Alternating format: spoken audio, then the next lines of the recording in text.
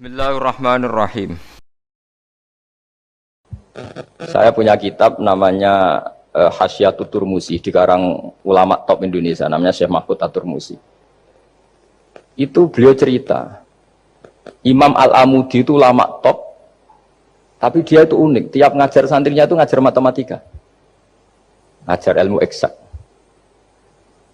Terus ditanya, sampai muridnya itu ragu, ini guruku masuk surga enggak, ini kiai kok hanya ngajar matematika.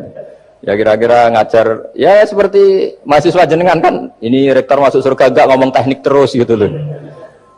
Tapi gurunya kayaknya enggak terima, disuudhoni santrinya itu enggak terima, karena beliau seorang wali.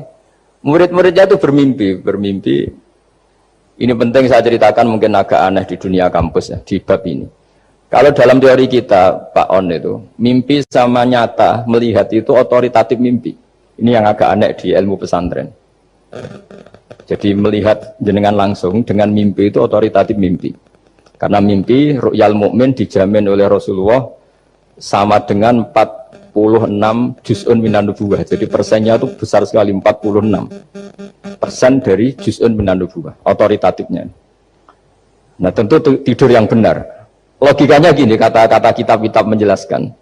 Orang kalau melihat langsung itu pasti terpengaruhi oleh cinta atau tidak cinta, senang atau tidak senang, sedang butuh apa enggak. Jadi kalau saya sedang butuh dengan Pak Rektor itu melihatnya dengan penuh harapan. Jadi kalau saya sakit mau mati itu senang lihat dokter karena ini harapan, Rektor nggak ngefek gitu kan gitu. Tapi kalau saya politikus ngelihat ketua partai itu lebih respect ketimbang melihat dokter. Jadi gara-gara banyak kepentingan ini melihat itu nggak pernah jujur gitu. Nggak pernah jujur. Jadi kebodohan manusia justru karena melihat itu kalau dalam teori kitab. Makanya kalau dalam teori pesantren itu kebalik, anna sunyamun wa idza matu intabahu. Manusia itu hakikatnya tidur, baru setelah mati bangun. Misalnya kita di dunia nganggap uang itu penting, harta itu penting, jabatan penting. Setelah kita mati ternyata yang paling penting itu hanya sujud.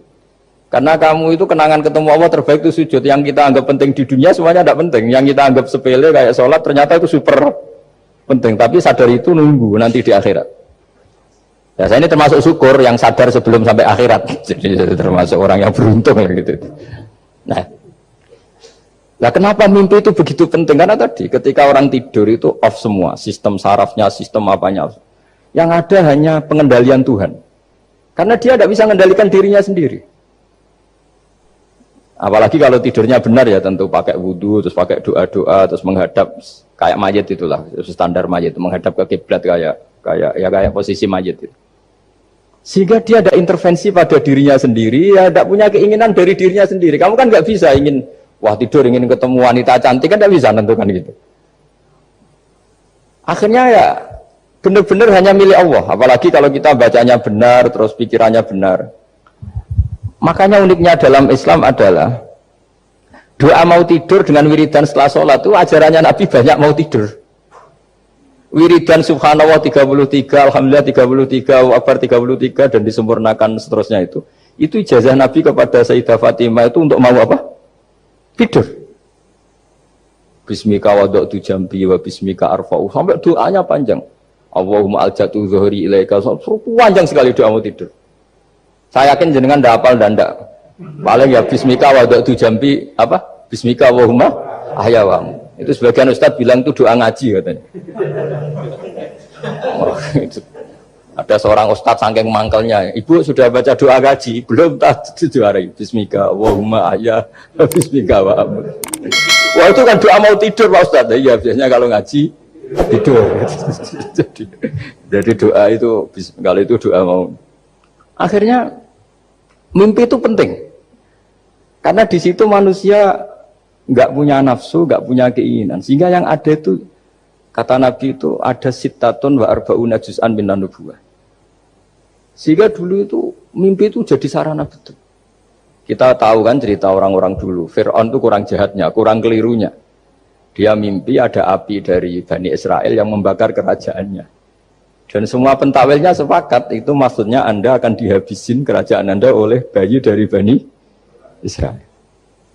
Begitu juga raja zaman Nabi Yusuf, itu mimpi kalau ngalami ada 7 sapi yang gendut, dimakan oleh 7 sapi yang kurus. Jadi mimpi itu sarana, bahkan dari orang kafir. Karena ya tadi yang preman ya nggak ada premannya, yang soleh ya nggak ada solehnya, semua dikendalikan oleh Allah Ta'ala pas tidur. Sehingga tidur ini menurut agama lebih otoritatif, asal dengan tidur yang benar. Jangan tidur sambil ngerokok terus terbangun karena ininya kena itu. Nah, cerita-cerita unik begini kalau tidak orang pesantren itu tidak tahu. Karena ini memang khas-khas pembalikan satu fakta yang diyakini orang banyak. Sehingga ulama dulu itu cerita, ini saya teruskan. Imam Amudi itu akhirnya murid-muridnya mimpi. Mimpi di situ tanya, Pak Ustadz, Anda masuk surga enggak ketika hidupnya hanya nerangkan matematika? Oh iya, saya bahkan enggak sekedar di surga. Malaikat dikumpulin Allah untuk mendengarkan presentasi saya ngajar matematika. Jadi kata dia cerita, Allah bilang gini ke malaikat, hei para malaikatku, kenapa kamu iman sama saya? Ya karena saya melihat engkau ya Allah, melihat kekuasaan engkau.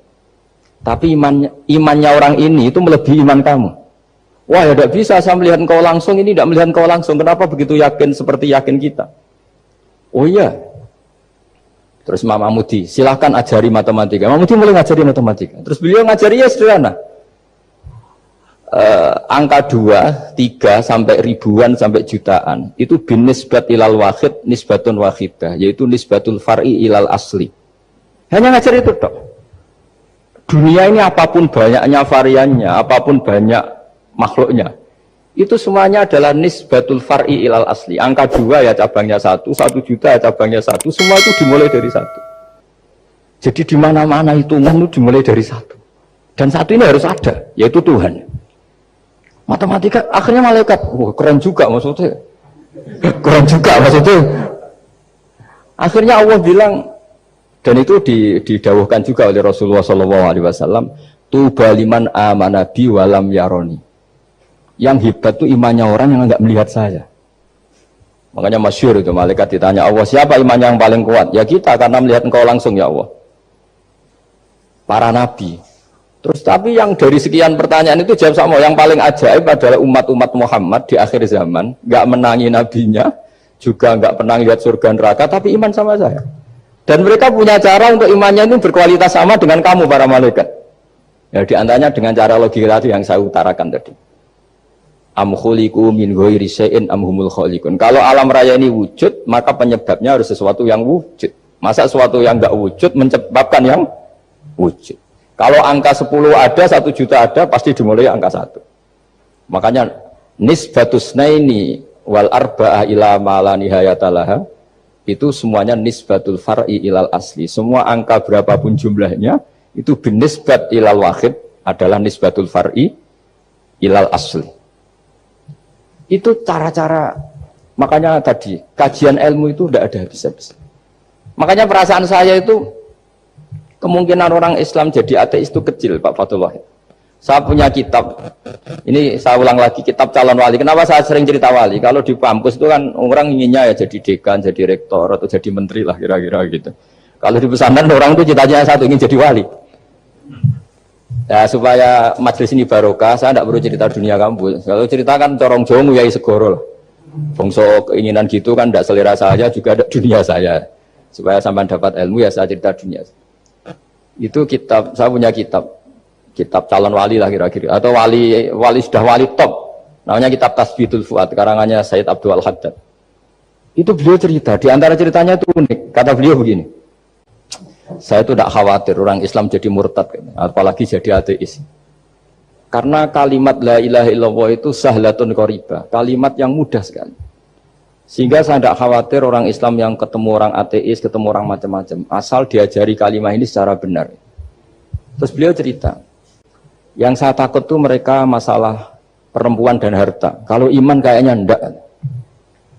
Singkat cerita yaitu di kitab seperti itu. Singkat cerita saya ketemu banyak orang yang kuliah di McGill atau kuliah di Amerika, di Jerman, mungkin di Norwegia, di mana-mana di Australia, dan ketemu teman-teman yang di Korea Selatan juga. Mereka itu orang kebanyakan yang nyuwun sewu enggak keluarga kiai, tapi mereka enggak ada yang enggak tetap iman. Ketika saya tanya, kenapa Anda tetap iman? Padahal ada beberapa negara yang lebih stabil, lebih makmur dibanding negara yang mengklaim sebagai negara Islam. Itu cara berpikir ya sederhana. Enggak lah Gus, kayaknya kok Tuhan kok ada tanggal lahirnya? Enggak lah, kayaknya yang namanya Tuhan tuh ya awal lah. Masa pencipta langit bumi dituhani orang yang lahirnya di bumi, kayak enggak lah kayaknya. Jadi ya berpikir jelas. Padahal ya kurang ajarnya Masya Allah. Anak ini ya dugem ya macam-macam, tapi kalau ditanya disuruh yang lain enggak mau dia. Enggak lah, kayak yang benar tetap Islam. Karena kalimat ini, yaitu tadi eksistensi Tuhan, tadi eksistensi Allah itu, la ilaha itu kalimatun sahlah, kalimatun qoribah, kalimah yang begitu mudah difahami. Kenapa mudah difahami? Misalnya kita ngaji, Tuhan itu siapa? Yang menciptakan langit dan bumi. Dengan misalnya perbandingan, Tuhan itu siapa? Yang lahir di bumi tahun sekian. Enak mana cara kita menerima itu? Kan keren yang menciptakan langit dan bumi. Tuhan itu siapa? Yang ada sebelum langit dan bumi. Dengan misalnya Tuhan adalah yang lahir di bumi. Keren mana?